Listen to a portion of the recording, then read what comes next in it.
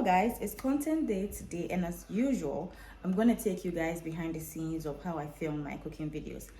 So before I film any kind of video, I always plan, and usually Mondays are my planning days. On these days I go through the content that I need to create based on my plan and based on the brand works I need to do. Then I just take stock of all the items that I have, and that is groceries I have available for the content and the ones that I need to go shopping for. This gives me an idea of how much I'm supposed to spend and how much I am supposed to budget for the shopping, because I'm an impulsive buyer. So I always want to have a plan and have a list when I'm going to shop. Otherwise, I'll come home with things that I didn't budget. Planning is very, very essential in this line of work because you need to know what you're doing, you need to know what you need and how you're going to get them. So this is what I'm doing. I'm just giving you guys a look into how I plan the content. So based on recipes that brands have suggested, sometimes I come up with content for the brands, other times they come up with their own content or recipes. Then I write all those down, create a recipe out of it. So if the brand says, oh, I want this and that, I come up with the items that I will need for the kind of recipe, and then I create a grocery list for shopping. So basically, that's what I do on Mondays when it comes to the planning. Then on Wednesdays, I go shopping for the items, and then most of my content are filmed on Thursdays and Fridays. I really like having a routine because one, it gives me more time to, work on my stuff, and secondly, it gives me an idea of my turnaround time when I'm working with brands. When a brand comes to me that I want this and this and that, I know exactly how much time I would use to create that. So I don't promise and then delay, or I don't promise and fail because I know my routines. So it's very important to have a routine as a food blogger. So this is a typical morning of a content day. I am setting up my lights, I am setting up my camera. On this day, I actually decided to use a different place in my studio because I realized that I was always using my island and I wasn't using other parts of my kitchen, even though I have like various parts that are very nice. So I took this shot and this is how it came out. It actually came out very nice, and I'll be using that spot more often now onwards. So after taking the shots, I took out the items and then I went on to the next shot. So most times, as I said, in the morning, I plan my shot, I plan my storyboard and decide, okay, how do I want this video to start? How do I want it to end? What scenes and what B-rolls would I need and all of that, so that when I'm filming, I know exactly what I need to capture. And honestly, the key is to be creative here. So when I was doing this, I realized, okay, I have an LED light. So my LED light was hanging somewhere and then it came off. So it was just lying there. And I wanted to have this particular look where there's like light in the background, right? So I went ahead and I went to pick the LED light and then I turned it on and then I placed it somewhere. I also show you how that shot actually came out. I think it came out really nice. I have to get it fixed, but for now, I had to find creative ways of using it. So once I was done, I went to set up my camera. And one thing about filming a food video is, unless you want to have like a boring one-way video, you have to change the camera angles a lot. You have to change it and get different angles and different shots, close-ups, wide angles, mid shots, and all of that, so that your videos will be interesting. If it's just one way throughout the video, there's no point of interest and people watch it and they get bored, right?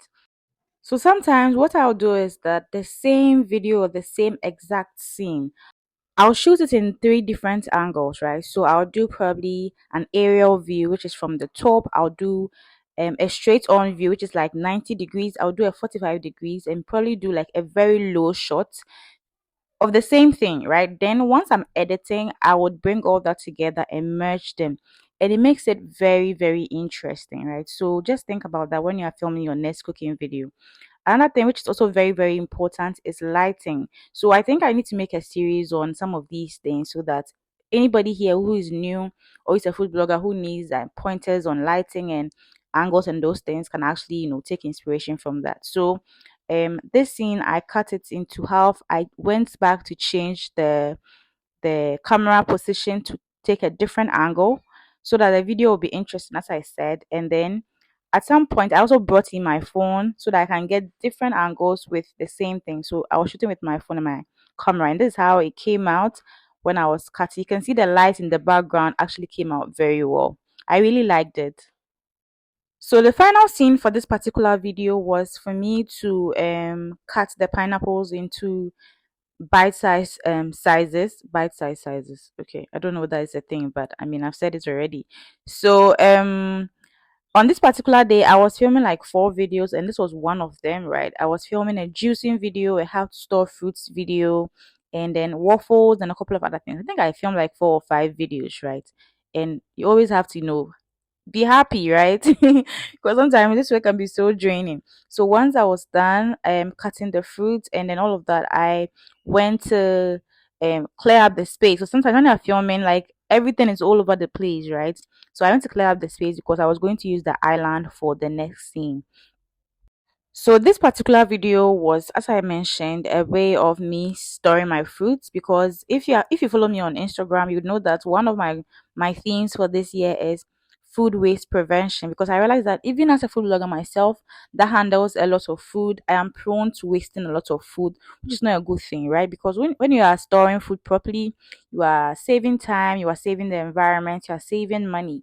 So this year, one of my main goals is to be able to find ways to save food and to help my audience do the same thing, right? So me in the past, I'll just leave these fruits there till I'm ready to eat them, and most times when I'm ready to eat them, I go and realize that some of them is spoiled or it's smelling bad or something like that. So I just found ways of storing them, and one of the best ways is like turning them into a juice, right? So that's the story I wanted to tell with this video. So one thing that also came in mind right now is, when you are filming videos, always have a story to tell. The story would show you where to go with the video. It will show you even the voiceover to use and all of that, and it makes the video more interesting because people are able to relate with you in the video, right? So that's just by the way, having a story is very important. So I've mentioned 3 things when filming cooking videos or food videos, right? Your angles are so important, your angles and your shots, your lighting, and then now storytelling. So even though this it's not like me teaching you how to take videos, I'm still putting in some nuggets and some pointers there for those who are actually food bloggers who want to be able to take better videos, right? So after juicing, I clean the juicer, the parts that is cleanable, the parts that you don't have to wash it, and then I just went to put it back where I took it, and then the next thing is to clear the table because I'm done with. I think this was like the second video. I was done with the second video, so I had to clear up the space, take out all the unwanted things, clean everything up, and then come up with the second video because I don't like working in a dirty environment, and it's very distracting for me as well. So whenever I'm done with one particular recipe, I go ahead and clean up the kitchen like I'm done making recipes. Then I move on to the next one.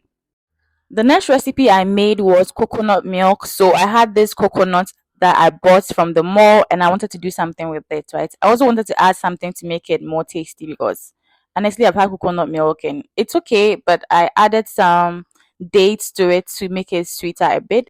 Then this was the final recipe, me making waffles. I think it was a different kind of waffles. No, I think. It was a fruit waffles. I have the full recipe on my Instagram. This is how it came out. So if you want to watch it, it was so good. I would entreat you watch it. Once I'm done with all the videos, the next thing I do is clean up. I think I don't have the video of me cleaning up here. And then editing, but I don't edit on the exact same day because most times I am too tired, right? Per my routine, my editing days are Tuesdays and then Wednesdays based on how much work I have to do. And by Thursday or Fridays, most of the videos that I've done in the past week is ready to be posted. So I hope you learned something today. I hope you also develop a routine as a creative so that it helps you become more consistent and all of that. See you in my next video. Bye.